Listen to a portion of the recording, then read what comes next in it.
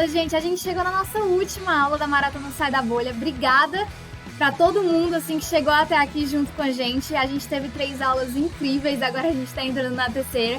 Mas, assim, a gente não esperava o tanto de gente que fosse acompanhar essas aulas durante todo esse período. Foram 2 semanas com muito conteúdo, as aulas curtinhas. A gente tentou, assim, entregar o máximo possível, no menor intervalo de tempo possível. E, assim, foram mais de 200 pessoas em cada uma das aulas assistindo tudo. Então, a gente não esperava. Obrigada.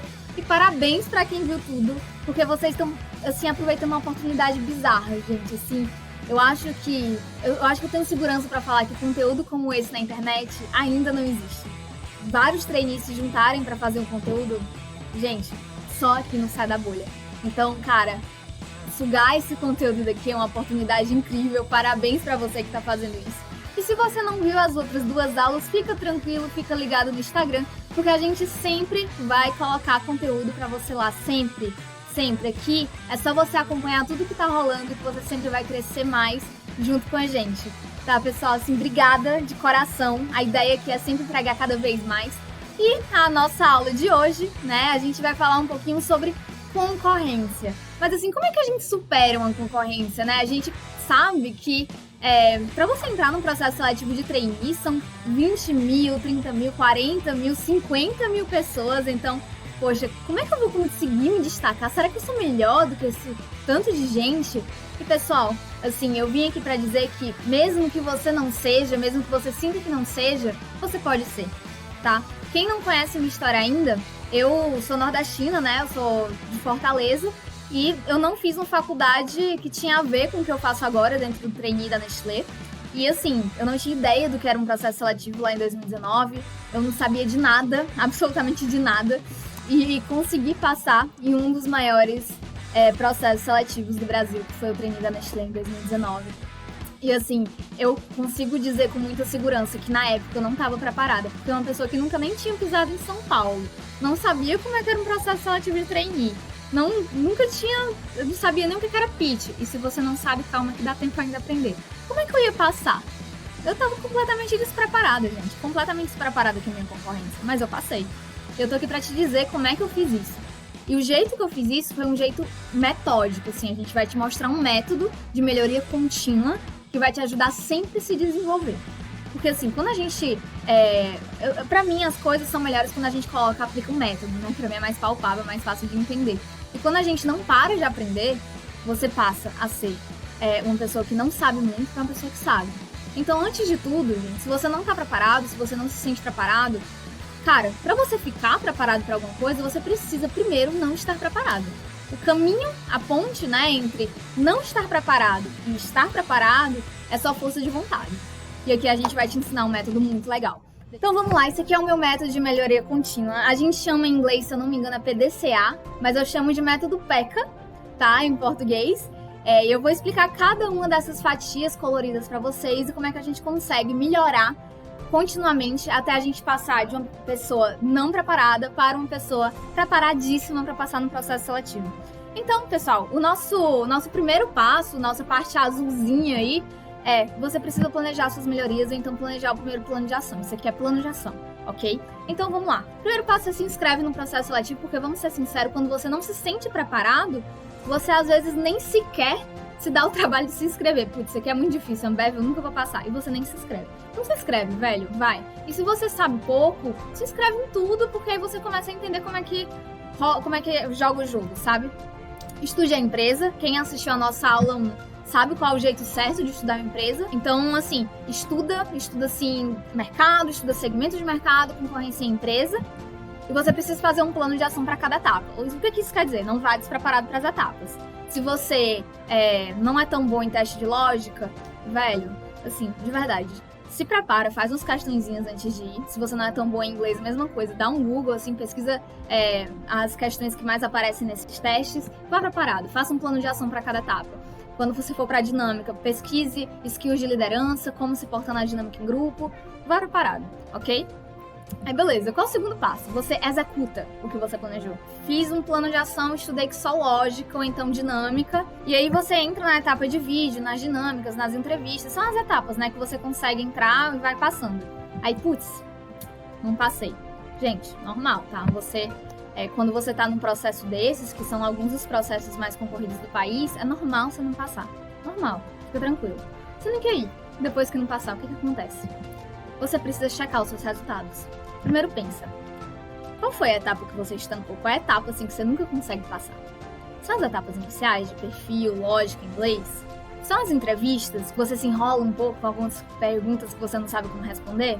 É a dinâmica, que você não sabe se portar com muitas pessoas? Por que você não passou? Mapeia, entende qual é a etapa que você tem mais dificuldade agora. E aí você se pergunta, né? Onde é que eu errei? Em que etapa foi? O que você poderia ter feito melhor? E o que é que quem passou fez diferente do que você fez? Tá aí onde você vai se descobrir e entender onde é que você pode melhorar. E aí quando você descobre todas essas coisas, que já a gente vai dar um exemplo prático, você consegue entender o que é que você precisa melhorar. E aí você implementa. O que você não foi tão bom. Você ajusta todos os pontos de melhoria. E vai pra próxima. Gente, isso é um ciclo. E quando você começa a aplicar na dinâmica dos processos seletivos, você começa a passar nas etapas. Eu digo isso com muita segurança. Porque eu acredito muito que quando você não é bom em alguma coisa, é só porque existe alguma coisa que você não sabe. Se tem alguma coisa que você não sabe, é só ir atrás de aprender, concorda? Então vamos lá. Vamos aqui pra parte 4. Você tá ali na etapa de vídeo, nunca consigo passar na etapa de vídeo, Mari. É só na etapa de vídeo? Beleza. Você errou na etapa de vídeo. O que você poderia ter feito melhor na etapa de vídeo? Será que você poderia ter colocado uma musiquinha de fundo, as cores mais parecidas com a empresa? Não sei. Vamos falar com alguém que passou e fez diferente de você? Então fala com alguém que passou e você entende o que essa pessoa fez que você não fez. E aí você ajusta pro seu próximo vídeo. E aí, você já consegue passar na fase de vídeo. Às vezes você só consegue de segunda, tá, gente? Não tem problema, mas é assim. Quando você entende que tudo é aprendizado, tudo você consegue aprender, e se você tá estancado em uma coisa, é porque você só precisa aprender uma coisa a mais com alguém, o ciclo começa a rodar e você começa a pular de etapa a etapa. Isso realmente acontece. E foi isso que eu fiz, gente. Vocês sabem, eu não tinha experiência nenhuma, eu era claramente mais despreparada do que o resto. Eu simplesmente fiz o ciclo de melhoria contínua várias vezes, até me sentir preparada. Porque assim, toda vez que o ciclo rodava, o meu conhecimento aumentava. Então assim, eu estava estancada na parte de vídeo, então o que eu precisava fazer era falar com alguém que era bom em vídeo. E a pessoa me ensinava qual era o melhor jeito de fazer, como é que eu chamava a atenção do recrutador, e meu conhecimento só aumentava, gente. E aí conforme meu conhecimento ia aumentando, eu ia ficando melhor. Eu passei a ser uma pessoa preparada. Alguém que chegou lá sem preparo nenhum em São Paulo, saiu bem mais preparada por causa do meu conhecimento, por causa desse método de melhoria contínua. Então, realmente dá certo. E aí, beleza, vamos aqui colocar um exemplo prático, né? Dos passos 4 e 5, que são os mais importantes, que é exatamente você mapear o que você fez de errado e você implementar melhorias. Você tem que se perguntar qual etapa você tem chegado, até qual etapa você tem chegado nos processos seletivos. Vamos lá, seu máximo foi a dinâmica. E aí o que você faz? Descubra quem passou nessa fase dessa empresa que você está tentando. Descobre. Como é que você descobre? Gente, vai pro grupo de Facebook. Inclusive a gente criou um lá no Sai da Bolha, tá? Cria grupo de Facebook de trainee, sei lá, e publica. Pessoal, quem passou aqui na fase da dinâmica da empresa X? E entra em grupo de WhatsApp, tipo assim, na minha época, pelo menos, a galera fazia muito grupo de WhatsApp, ficava conversando, putz, gente, não passei. Eu passei. Fica procurando quem passou e pede ajuda, normal. E outro approach, né, você perguntar se alguém conhece alguém, se você não achar, assim, zero. Mas você acaba encontrando, vai por mim, se você for atrás, você encontra as pessoas que passaram nas fases que você não passou. E é assim que você encontra, né, essas pessoas aí que conseguiram se destacar onde você não se destacou. E aí você conversa com ela, sabe? Tipo, faça as seguintes perguntas. Chama ela no WhatsApp, chama ela no Facebook. E, putz, pergunta pra ela, em quais momentos você acha que você se destacou mais na dinâmica? Por quais motivos você acha que você passou? Quais características você acha que precisa ter pra passar numa fase assim? E que tipo de atitudes você teve que te fizeram se destacar mais? Pergunta essas 4 perguntas pra ela. E aí você vai pegar no papel e vai anotar todas as respostas dessa pessoa em um pedaço de papel. E você se pergunta, por que você não faz tão bem? Então vamos lá, você anotou tudo, né? As 4 perguntinhas e ela respondeu, assim. Quando ela responder, você se pergunta assim, em quais momentos ela se destacou, né? Putz, eu acho que esses momentos eu me destaquei também. Tipo, o que ela fez, eu fiz. Então é uma coisa que eu sou boa. Não foi isso que me tirou do jogo. Não foi. E aí, por quais motivos você acha que você passou? Ela respondeu um negócio que você pensa, cara, ela teve uma sacada que eu não tive. Não tive isso, era uma coisa que eu poderia melhorar pra próxima.